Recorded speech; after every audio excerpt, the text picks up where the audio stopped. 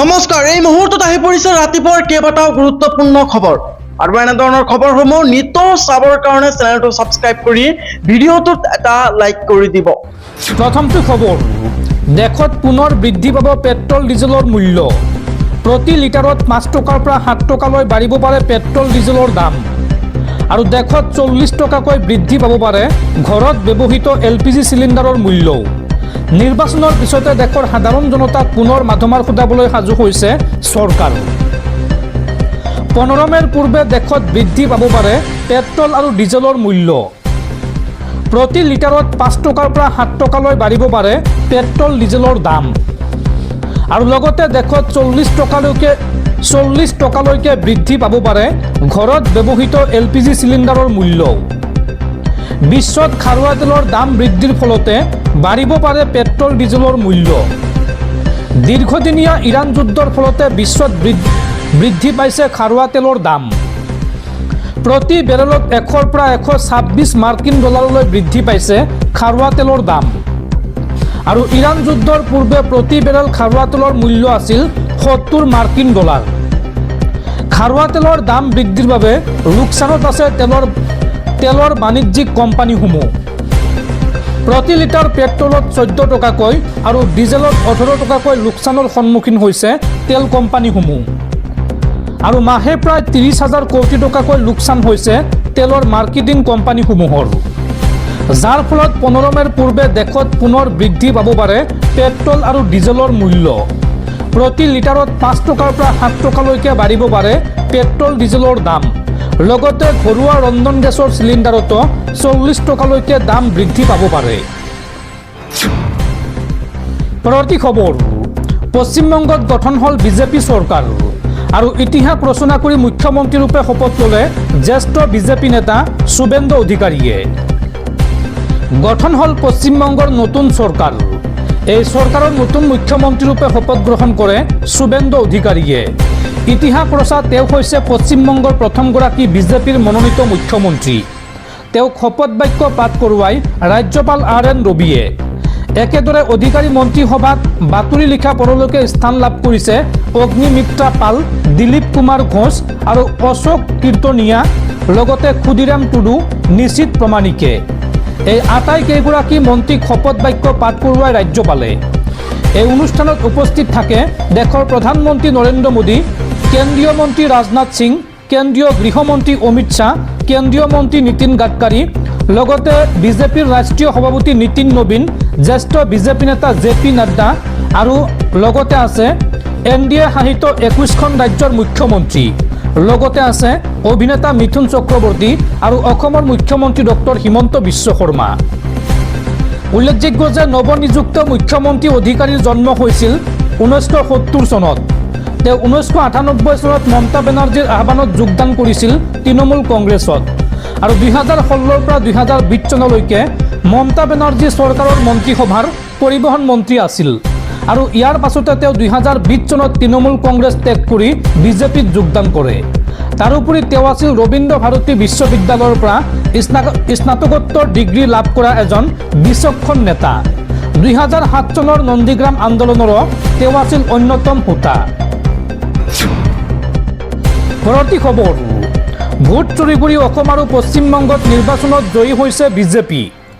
Vote চুৰি কৰাৰ system বনাইছে বিজেপি আৰু নিৰ্বাচন আয়োগে।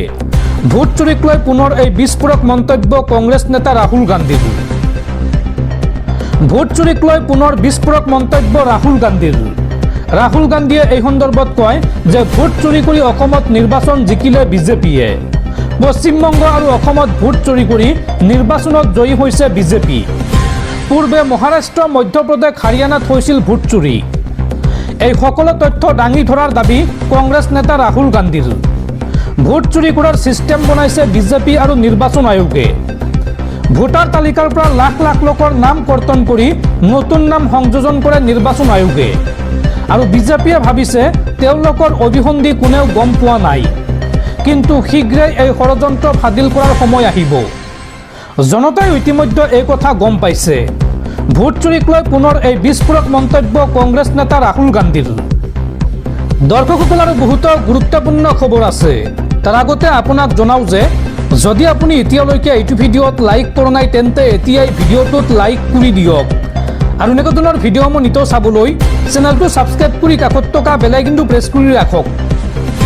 পৰৱৰ্তী খবৰ, ভাৰতৰ নতুন চিডিএছ নিযুক্তি কেন্দ্ৰীয় চৰকাৰৰ। লেফটেনেণ্ট জেনেৰেল NS ৰাজা সুব্ৰমণি হ'ব দেশৰ নতুন চিডিএছ। 31 মেত দায়িত্ব গ্ৰহণ কৰিব ৰাজা সুব্ৰমণিয়ে। 30 মেত অন্ত পৰিব বৰ্তমানৰ চিডিএছ জেনেৰেল অনিল চৌহানৰ কাৰ্যকাল আৰু অনিল চৌহানৰ স্থলাভিষিক্ত হ'ব NS ৰাজা সুব্ৰমণি। পৰৱৰ্তী খবৰ, উচ্ছেদ বন্ধ কৰাৰ দাবীৰে বিধানসভালৈ আহিব AIUDF প্ৰধান মৌলানা বদৰুদ্দিন আজমল। প্ৰথম দিনাই আজমলে ক'ব গোটেই অসমত বন্ধ হ'ব লাগে উচ্ছেদ, ৰাজ্যৰ সকলো উচ্ছেদিতক দিব লাগিব সংস্থাপন। সংবাদ মাধ্যমৰ আগত এই মন্তব্য AIUDF প্ৰধান মৌলানা বদৰুদ্দিন আজমলৰ। বিধানসভাত আহিয়ে কি প্ৰশ্ন উত্থাপন কৰিব মৌলানা বদৰুদ্দিন আজমলে, এই সন্দৰ্ভত ডাঙৰ মন্তব্য কৰিছে আজমলে এই সন্দৰ্ভত কয় যে উচ্ছেদ বন্ধ কৰাৰ দাবীৰে বিধানসভালৈ আহিব বদৰুদ্দিন আজমল। প্ৰথম দিনাই আজমলে ক'ব গোটেই অসমত বন্ধ হ'ব লাগে উচ্ছেদ, ৰাজ্যৰ সকলো উচ্ছেদিতক দিব লাগিব সংস্থাপন। ধৰ্ম নিৰপেক্ষ কাম নকৰিলে চৰকাৰৰ বিৰুদ্ধে সৰব স্থিতি গ্ৰহণ কৰিম, এই মন্তব্য আজমলৰ। দবকাত এই মন্তব্য কৰে AIUDF প্ৰধান মৌলানা বদৰুদ্দিন আজমলে। পৰৱৰ্তী খবৰ, মই অবাক হৈ গ'লোঁ যে অসমত কি লেভেলৰ ৰাজনীতি চলে, ইয়াত মূল সমস্যাৰ কথা কোনোৱে নকয়। মই ক'বলৈ চেষ্টা কৰিলোঁ যদিও মোৰ মাত ক'ৰবাত হেৰাই থাকিল। মোৰ মা দেউতাক ৰাজনীতিলৈ টানি আনিলে। হিমন্ত বিশ্ব শৰ্মা ছাৰে কৈছিল যে আমাৰ মুখ্য নিৰ্বাচনী বিষয়াক ভাৰত ৰত্ন দিব লাগে, কিন্তু ভাৰত ৰত্ন কিয়? মোৰ মতে তেওঁক নোবেল বঁটা দিব লাগে। এই মন্তব্য চেণ্ট্ৰেল গুৱাহাটী সমষ্টিৰ AJP প্ৰাৰ্থী কুংকি চৌধুৰীৰ। পৰৱৰ্তী খবৰ, নৱনিৰ্বাচিত কংগ্ৰেছী বিধায়কলৈ গৌৰৱ গগৈৰ কঠোৰ নিৰ্দেশনা। বিজেপিৰ জালত ভৰি নিদিবলৈ কংগ্ৰেছৰ 19 গৰাকী বিধায়কক নিৰ্দেশ গৌৰৱ গগৈৰ। বিজেপিৰ নেৰেটিভত কংগ্ৰেছৰ বিধায়কক প্ৰতিক্ৰিয়া নিদিবলৈ নিৰ্দেশ। কংগ্ৰেছৰ বিধায়কক কেৱল সাধাৰণ ৰাইজৰ কাষত থাকিবলৈ আহ্বান আৰু বিধানসভাত কেৱল সংখ্যালঘু নহয় সমগ্ৰ অসমৰ ৰাইজৰ হৈ মাত মাতিবলৈ আহ্বান গৌৰৱ গগৈৰ। পৰৱৰ্তী খবৰ, ৰাজ্যৰ লাখ লাখ শিক্ষাৰ্থীলৈ জৰুৰী খবৰ। উচ্চতৰ মাধ্যমিকৰ চূড়ান্ত পৰীক্ষাত ব্যৰ্থ শিক্ষাৰ্থীক লৈ নতুন নিয়ম। নতুনকৈ শিক্ষানুষ্ঠানত নাম ভৰ্তি কৰিব পাৰিব পৰীক্ষাত ব্যৰ্থ শিক্ষাৰ্থীয়ে। নিয়মীয়া শিক্ষাৰ্থীৰ দৰে নাম ভৰ্তি কৰিব পাৰিব সফল নোহোৱা পৰীক্ষাৰ্থীসকলে। এই সন্দৰ্ভত প্ৰয়োজনীয় নিৰ্দেশনা জাৰি এছেবৰ। উচ্চতৰ মাধ্যমিকৰ চূড়ান্ত পৰীক্ষাত ব্যৰ্থ শিক্ষাৰ্থীক লৈ নতুন নিয়ম। নতুনকৈ শিক্ষানুষ্ঠানত নাম ভৰ্তি কৰিব পাৰিব পৰীক্ষাত ব্যৰ্থ শিক্ষাৰ্থীয়ে। নিয়মীয়া শিক্ষাৰ্থীৰ দৰে নাম ভৰ্তি কৰিব পাৰিব সফল নোহোৱা পৰীক্ষাৰ্থীয়ে। 2022 পৰা 2026 চূড়ান্ত পৰীক্ষাত ব্যৰ্থ পৰীক্ষাৰ্থীৰ বাবে এই সুযোগ আগবঢ়োৱা হৈছে। প্ৰয়োজন বোধ কৰিলে তেনে ব্যৰ্থ শিক্ষাৰ্থীয়ে সলনি কৰিব পাৰিব শাখাও। বিজ্ঞান অথবা বাণিজ্য শাখাত ব্যৰ্থ পৰীক্ষাৰ্থীয়ে ল'ব পাৰিব কলা শাখা।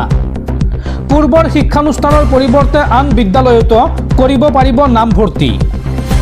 বেচৰকাৰী বিদ্যালয়ৰ পৰীক্ষাত ব্যৰ্থ শিক্ষাৰ্থীৰ বাবেও এই সুবিধা মুকলি কৰা হৈছে। এই ক্ষেত্ৰত সৰ্বাধিক 3খন বিদ্যালয়ত শিক্ষাৰ্থীয়ে কৰিব পাৰিব আবেদন। এই সন্দৰ্ভত ৰাজ্যৰ শিক্ষা বিভাগে মুকলি কৰিছে সুযোগ নামৰ এটি পৰ্টেল। 11 মে'ৰ পৰা কাৰ্যকৰী হ'ব আছাম ষ্টেট স্কুল এডুকেশ্যন বৰ্ডৰ এই পৰ্টেলটো। অহা 15 মে'ৰ পৰা 24 মে'লৈকে অনলাইন যোগে আবেদনৰ সময়সীমা নিৰ্ধাৰণ কৰা হৈছে আৰু এই ক্ষেত্ৰত ৰাজ্যৰ শিক্ষানুষ্ঠানসমূহলৈ নিৰ্দেশনা জাৰি কৰিছে এছেবে। দৰ্পণ পৰ্টেলৰ যোগে বিদ্যালয়ৰ তথ্য আপডেট কৰাৰ নিৰ্দেশ দিছে এছেবে। উল্লেখযোগ্য যে পূৰ্বে পৰীক্ষাত ব্যৰ্থ শিক্ষাৰ্থীৰ বাবে আছিল পুনৰ পৰীক্ষাত বহাৰ ব্যৱস্থা, কিন্তু এই নিয়মৰ সাল সলনি কৰি নতুনকৈ পুনৰ নাম ভৰ্তিৰ সুবিধা দিছে শিক্ষাৰ্থীসকলক। পৰৱৰ্তী খবৰ, তামিলনাডুত চৰকাৰ গঠন কৰিবলৈ গৈ ফলঠেকত পৰিছে বিজয় থালাপতিৰ দল TVK। শপত গ্ৰহণৰ পূৰ্বে একাংশ বিধায়ক অন্তৰ্ধান হৈছে যাৰ পৰিপ্ৰেক্ষিতত চৰকাৰ গঠনক লৈ অনিশ্চয়তা। চৰকাৰ গঠন কৰিব পৰাকৈ মেজিক নম্বৰ গটাব পৰা নাই টিভিকে দলে। এতিয়াও অনিশ্চয়তাত টিভিকেৰ চৰকাৰ গঠনত। তামিলনাডুত চৰকাৰ গঠন কৰিবলৈ গৈ শলঠেকত পৰিছে বিজয় থালাপতি।